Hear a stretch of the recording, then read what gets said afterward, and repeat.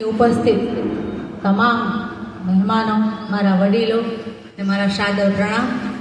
હું અહીંની જ દીકરી છું, અહીંની જ ભાણેજ છું. પેલું મારું ઇન્ટ્રોડક્શન એ આપીશ કે મને ગર્વ છે કે આજે મને અહીંયા આવવાનો મોકો મળ્યો. ગર્વ ખાસ એટલે છે કે હું અહીંની આમ તો જોઈએ તો ભાણેજ છું. હિન્દુસ્તાન લીવર જે તમારું અહીંયા નજીકમાં જ જે છે એમની ભાણેજ છું. અને હું ખૂબ કસોટીમાંથી બહાર આવેલી છું. એવું નથી કે જીવનમાં બધું સીધું ફટાફટ મળી ગયું છે, પણ મારા જીવનના એક્સપિરિયન્સ મેં બહુ ખૂબ લીધા છે, ખૂબ જ લીધા છે. મેં 8 વર્ષ સમાજના તમામ લોકો સાથે જોડાઈને કામ કરેલું છે, દિવસ ને રાત. પછી પેરાલીગલ વોલેન્ટિયર્સ તરીકે અંડર જજ કયો, અલગ અલગ સંસ્થાઓ કયો કે ગમે ત્યાં કાંઈ કામ હોય ત્યાં હું હોઉં. લાસ્ટમાં છેલ્લે અમારે શ્યામભાઈ ઠાકરની જે તબતા બેઠેલી હતી ત્યાં પણ મેં સારો એવો અનુભવ લીધો. અને પછી હું આ સ્ટેજમાં આવી. મારે જાણવું હતું, આ સ્ટેજમાં આવ્યા પહેલાં મારે જાણવાનું એ હતું કે ક્યાં લોકો કેવી રીતે હોય છે. દુનિયા બહુ રંગીન છે, તમે જેવું જોવો છો ને એવું નથી હોતું. એનું મેઇન એક વસ્તુ તમને એ જ કહું છું કે જ્યારે પણ સપણની વાત આવે છે ને ત્યારે દીકરો હોય કે દીકરીવાળા હોય, ઓપનલી જે વાત હોય એ સ્પષ્ટ કરતા શીખો. કારણ કે ઘણી વખત કાંઈક એક નાની એવી બાબત છુપાવવામાં આવે છે અને સગાઈ તૂટે છે અને ડિવોર્સ આવે છે. જેટલી ફ્રેશ બાયોડેટા છે ને એટલી જ સામે સગાઈ તૂટેલી અને ડિવોર્સ બાયોડેટા અમારી પાસે છે લોટ્સ ઓફ. અત્યારે કોઈ એક દીકરી એમ કહે ને કે અમને અમારા ઉપર કોઈ જોઈએ છે કે અમને આ સેન્ટર જોઈએ છે, તો એ દીકરીને તમે માંગો એટલી ડેટા અમે આપી શકીએ છીએ, એટલો ડેટા છે. પણ છતાંય દીકરીને પસંદ કાંઈ નથી આવતું. અપેક્ષાઓ એટલી પણ ન રાખો કે તમારે અજાણ્યા લોકો પાસે જવું પડે. અહીં ઉપસ્થિત તમામ સાહેબે, તન્નાભાઈ અને દેવાણીભાઈ બંને કીધું આપણને, બને ત્યાં સુધી જાણીતામાં જાઓ, અજાણ્યામાં ન. આંખની શરમ કામ કરી જાય ઘણી વખત ખૂબ જ. જેટલા નજીકમાં, જેટલા જાણીતામાં જશો એટલું જ આપણા માટે ખૂબ જ ફાયદાકારક છે.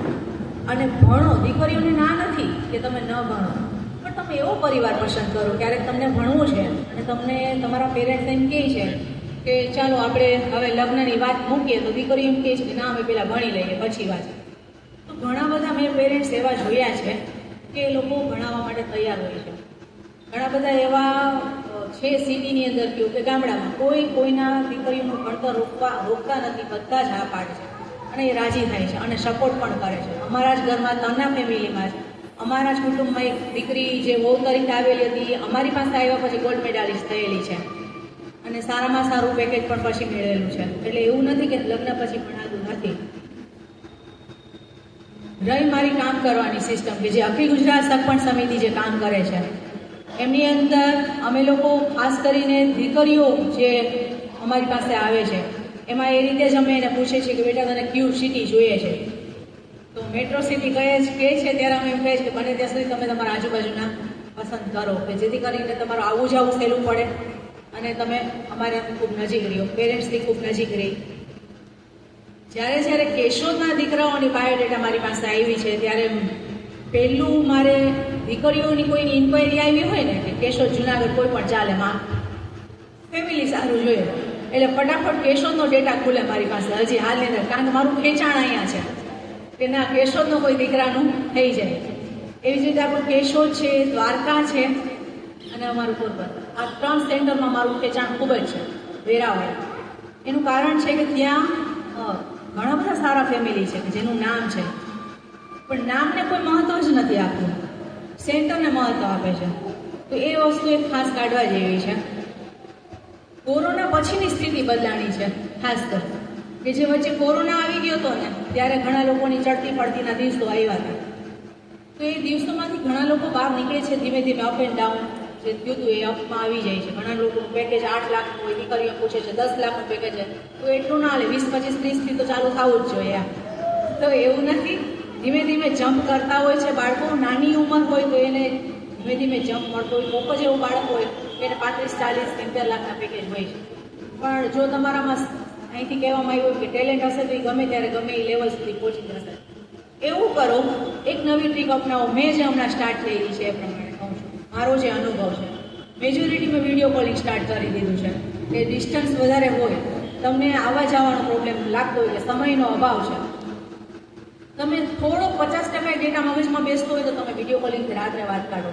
1 મહિનો સતત વર્ક કરો તમારા ડેટા ઉપર, 1 મહિનો સતત વર્ક કરો. મને હેરાન કરશો કે તમારી ટીમને હેરાન કરશો, કોઈ ના નહીં પાડે કે હેલ્પ લેશો.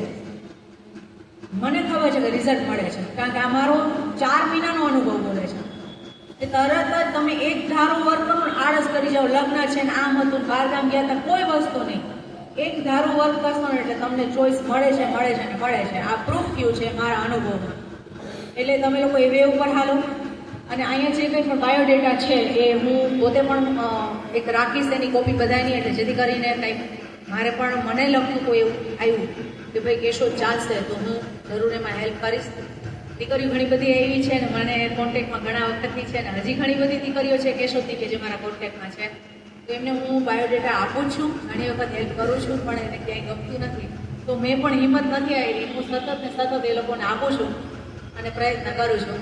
હવે તમારા લોકોને કાંઈ પણ પ્રશ્ન મને પૂછવાનો છે કે કેવી રીતે તમને હેલ્પ જોઈએ છે મારી, તોય તમને છૂટ છે કોઈને કંઈ પ્રશ્ન?